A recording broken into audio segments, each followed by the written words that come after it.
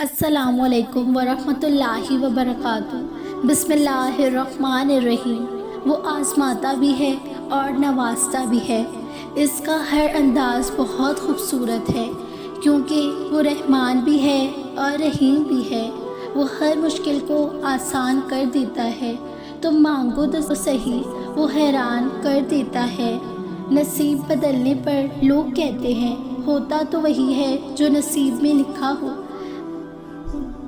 اللہ پاک قرآن میں کہتے ہیں تم مجھے پکار کر تو دیکھو، میں نصیب بدلنے پر قادر ہوں۔ پتہ ہے محبت کیا ہے؟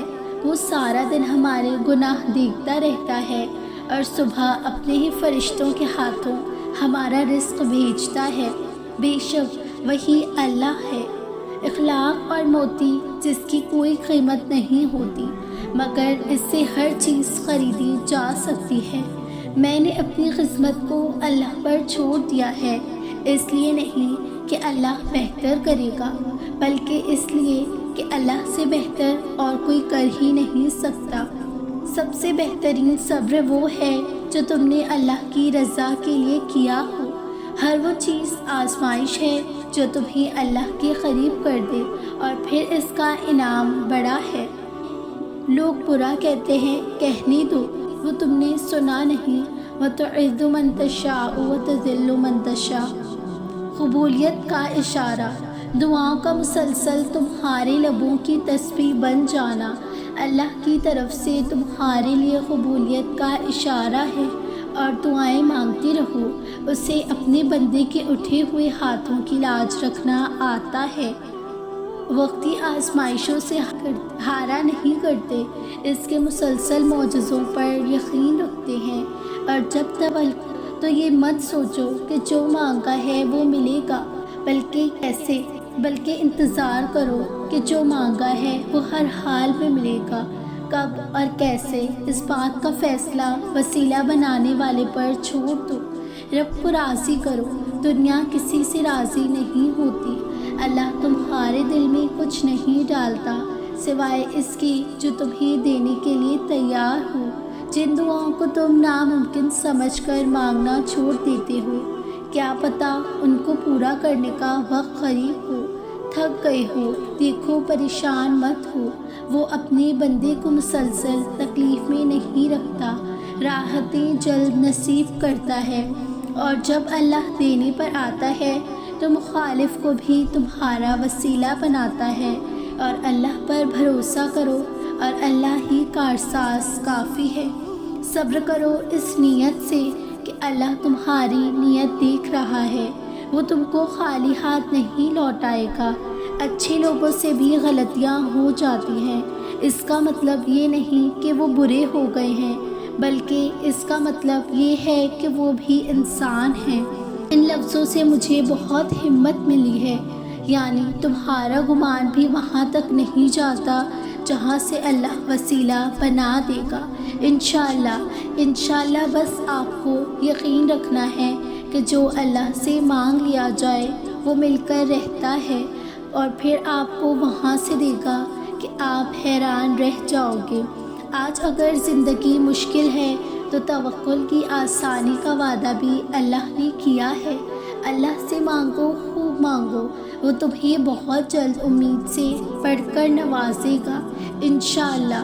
دعاؤں کی طاقت۔ تو پھر دعائیں مانگتے رہو، کیونکہ دعاؤں سے سب کچھ بدل جاتا ہے۔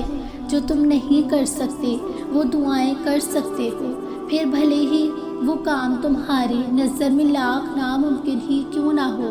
دعائیں کن کی طرح ہوتی ہیں جو اختتام میں معجزے بن کر تم تک واپس آتی ہیں، اللہ کی رضا کے لیے۔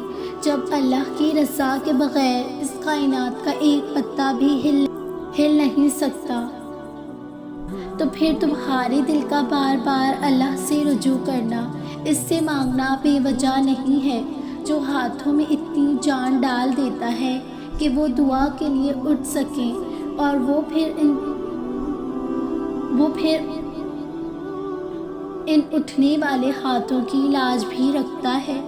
اللہ کی محبت اتنی خاص ہے کہ اگر انسان جائے نماز پر صرف سر جھکا کر بیٹھا رہے، کچھ نہ بھی بولے، تب بھی وہ رب کچھ لمحوں بعد ایسا سکون بندے کے دل میں ڈال دیتا ہے کہ لگتا ہے جیسے اس رب نے پریشان دل کو یہ سمجھا دیا ہو کہ میرے بندے نا امید مت ہو، میں ہوں نا، سب ٹھیک ہو جائے گا۔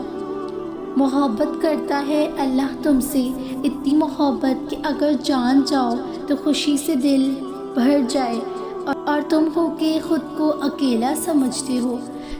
جب تم گہرے درد میں سوالی بن کے اللہ کے سامنے جاتے ہو، جب تم بے بیاں خاموشیاں لے کر اللہ سے فریاد کرتے ہو، جب تم اپنی خطاؤں کی ٹوکری لے کے اس سے رحم کی بھیک مانگتے ہو، تو وہ اپنی ساری رحمت سمیٹ کے تمہارا استقبال کرتا ہے، اپنی پرسکون سی یاد میں لپیٹ کے دنیا کی ہر درد سے آزاد کرا دیتا ہے، اپنی نور سے تمہارا بکھرا ہوا دل